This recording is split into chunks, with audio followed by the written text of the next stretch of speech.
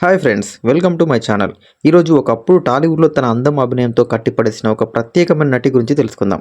జయం సినిమాతో star heroine అయ్యి అపరిచితుడితో పాన్ ఇండియా గుర్తింపు తెచ్చుకున్న ఆ అందమైన నటి మరెవరో కాదు, మన సదా.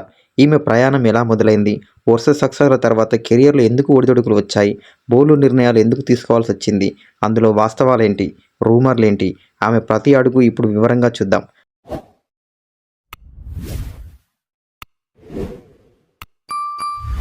సదా అసలు పేరు సదాఫ్ మొహమ్మద్ సయీద్. జయం తర్వాత సదా కెరియర్లో వచ్చిన సినిమాలు చాలా ఆసక్తికరంగా ఉంటాయి.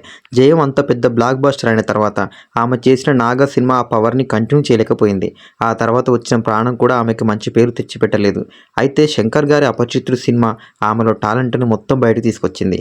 ఆ పాత్రలో ఆమె అమాయకత్వం, నటన ప్రేక్షకులను ఎంతగానో కట్టిపడేశాయి. ఆ తర్వాత మళ్ళీ వచ్చిన తెలుగు సినిమాలు పెద్దగా క్లిక్ అవ్వడంతో ఆమె దృష్టిని తమిళ, కన్నడ చిత్రాల వైపు మార్చాల్సి వచ్చింది. జయం మూవీ హిట్ కొట్టిన తర్వాత అప్పట్లో ఒక వార్త హల్చల్ చేసింది.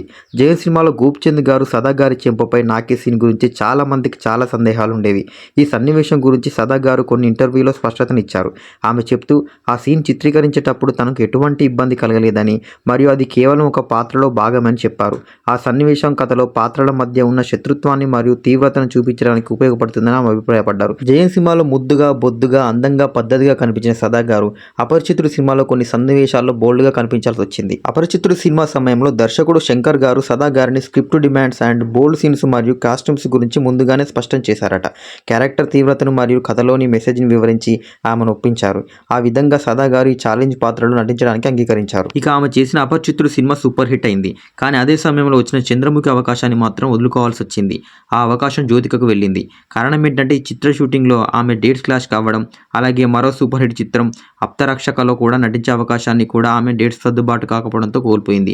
ఈ రెండు అవకాశాలను కోల్పోవడం ఆమె కెరియర్లో ఒక పెద్ద మలుపుగా చెప్పవచ్చు. సదా గారు తెలుగు, కన్నడ చిత్రాలతో పాటు తమిళ చిత్రాల్లో కూడా నటించేవారు. సదా గారు మాధవన్ గారితో ఎత్రి అనే తమిళ చిత్రంలో కలిసి నటించారు.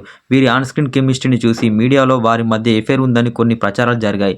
అయితే నిజానికి తమ మధ్య ఎటువంటి సంబంధం లేదని సదా గారు స్పష్టం చేశారు. ఈ రూమర్లు కేవలం ప్రచారానికే పరిమితమయ్యాయి. సదా గారు ఆ సమయంలో తన పనిపైన దృష్టి పెడుతూ ఇలాంటి పుకార్లను పెద్దగా పట్టించుకోలేదు. ఏ హీరో హీరోయిన్ కైనా ఇండస్ట్రీలో అప్ అండ్ డౌన్స్ కామన్. సదాకు జయం, అపరిచితుడు హిట్ల తర్వాత తమ గ్రాస్ మొత్తం పడిపోయింది. వరుసగా అన్ని మూవీస్ ఫ్లాప్ అవడం మొదలయ్యాయి. అప్పుడే సదా గారు ఒక నిర్ణయం తీసుకున్నారు. ఈరోజు మనం సదా గారి జీవితంలోని ఒక సున్నితమైన అంశం గురించి మాట్లాడుకోబోతున్నాం. ఆమె కెరియర్లో మలుపులు అందరికీ తెలిసిందే. కానీ ఆ బోల్డ్ పాత్రల వెనుక ఉన్న అసలు నిజం చాలా మందికి తెలియదు.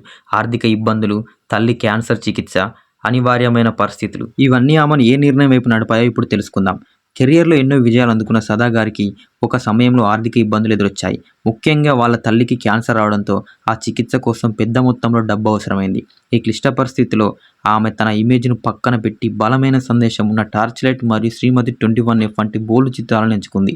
ఆ పాత్రలు ఆమె వృత్తిపరమైన పరిమితిని చూపించడానికి ఎంతగానో ఉపయోగపడ్డాయి. ఈ సినిమా విడుదలయ్యాక ఆమెపై భిన్నమైన అభిప్రాయాలు వ్యక్తమైన ఆర్థిక క్లిష్ట సమయంలో తల్లి కోసం ఆమె తీసుకున్న నిర్ణయం చాలా మందికి ఆమెపై గౌరవాన్ని పెంచింది. సదా గారు ఇంకా ఎందుకు పెళ్లి చేసుకోలేదు అనే అనుమానాలు అందరికీ ఉన్నాయి. నిజానికి సదా గారు పెళ్లి చేసుకోపోవడానికి కారణం ఆమె వైవాహిక జీవితం గురించి ఆమెకున్న అభిప్రాయాలే. వివాహం వల్ల తన వ్యక్తిగత స్వేచ్ఛ పోతుందని ఆమె భావించారు. ప్రేమ వైఫల్యాలు కానీ, కుటుంబ బాధ్యతలు కానీ ఆమె ఈ నిర్ణయాలు తీసుకోవడానికి గల కారణాలు కాదని ఆమె స్పష్టం చేశారు. స్వతంత్రంగా జీవించడం తనకు ఇష్టమని ఆమె పేర్కొన్నారు. జయం, అవునన్నా కాదన్న వంటి సినిమాలతో ఎంతో పద్ధతిగా కెరియర్ మొదలుపెట్టిన సదా గారి ప్రయాణం ఎంతో స్ఫూర్తిదాయకం. ఎటువంటి పరిస్థితులు ఆమెను బోల్డ్ పాత్రలు చేసేలా నడిపాయో తెలుసుకున్నాం.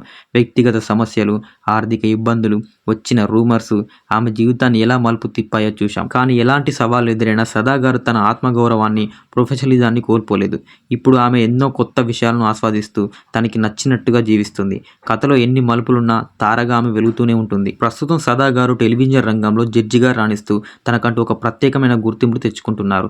వివాహం లాంటి పద్ధతులకు దూరంగా ఉంటూ తన వ్యక్తిగత స్వేచ్ఛను, ప్రకృతిని మరియు కొత్త విషయాలను ఆస్వాదిస్తూ జీవిస్తున్నారు. కెరీర్లోని ఎన్ని మలుపులున్నా తన మార్గంలో ఆమె ఎప్పుడు వెలుగుతూనే ఉంటుంది.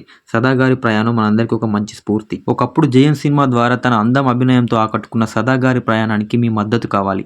మీకు ఈ వీడియో నచ్చినట్లయితే లైక్ చేయండి, షేర్ చేయండి మరియు మా ఛానల్ని సబ్స్క్రైబ్ చేసుకోండి. మీ కామెంట్స్తో మాకు ప్రోత్సాహాన్ని అందించండి. జై హింద్.